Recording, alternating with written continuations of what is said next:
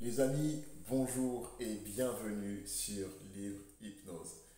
Alors pour ceux qui ne me connaissent pas, je suis Jordan Maisance, praticien en hypnose et créateur de la chaîne Livre Hypnose.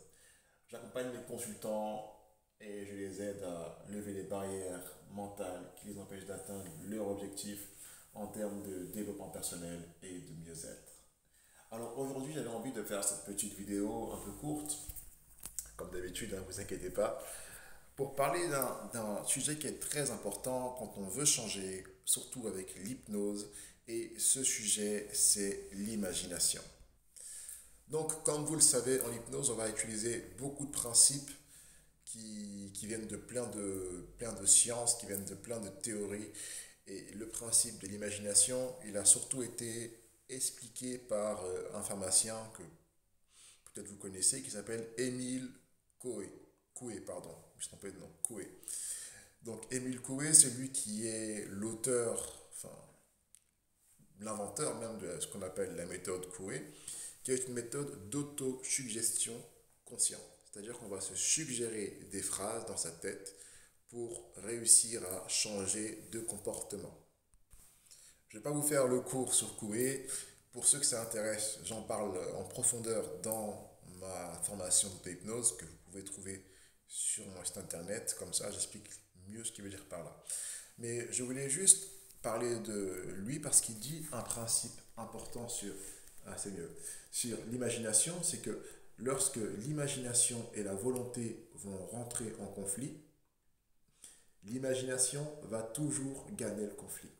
Qu'est-ce que ça veut dire? Déjà, qu'est-ce que l'imagination? L'imagination, c'est notre capacité qu'on a en tant qu'être humain à se représenter mentalement des choses, à se représenter des comportements, des actions, à se représenter des sentiments, des situations et toutes les choses qu'on peut se représenter. Alors, c'est pas forcément voir la chose parce que tout le monde n'est pas forcément visuel, mais c'est vraiment l'idée de se représenter. On peut imaginer, pourquoi pas, des sensations physiques, on peut imaginer des odeurs, des musiques, on peut imaginer tout un tas de choses, des émotions, enfin, comme je dis encore une fois, tout un tas de choses. Donc, l'imagination, lorsqu'elle rentre en conflit avec notre volonté de faire les choses, c'est toujours elle qui va gagner. Qu'est-ce que ça veut dire maintenant, cette phrase-là? Ça veut dire, mes amis, que si jamais vous voulez faire quelque chose, que vous voulez, je ne sais pas, par exemple, arrêter de fumer, mais que vous n'arrivez pas à vous imaginer en train d'arrêter de fumer, que vous vous imaginez toujours comme un fumeur, malheureusement, c'est l'imagination qui va gagner et vous allez toujours avoir une image de vous dans votre esprit qui est une image de fumeur. Alors, qu'est-ce qu'il faut faire? Si je reste sur l'exemple de la cigarette, il faut que vous construisez dans votre esprit une image de vous qui n'est plus fumeur.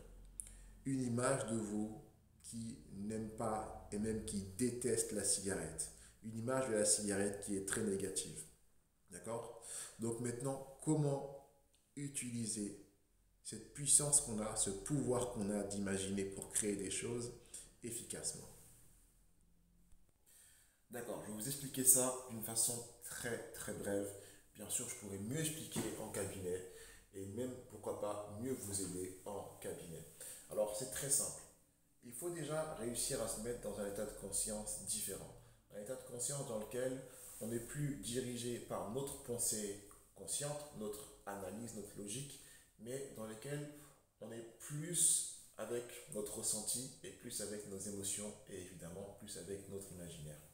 Un état de conscience qui peut aller vers ça, bien évidemment, c'est l'état d'hypnose.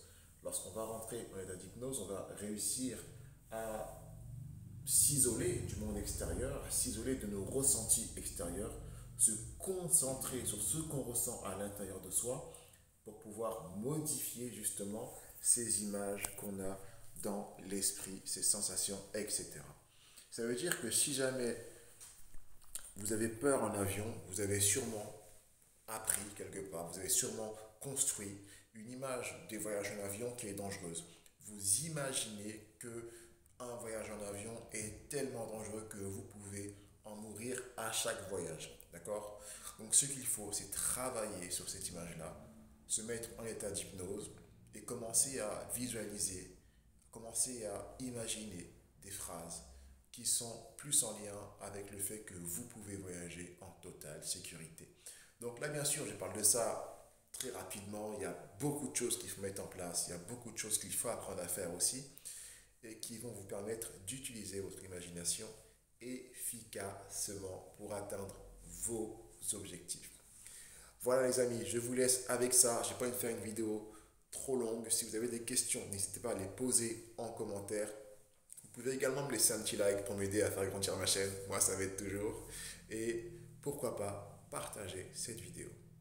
Abonnez-vous.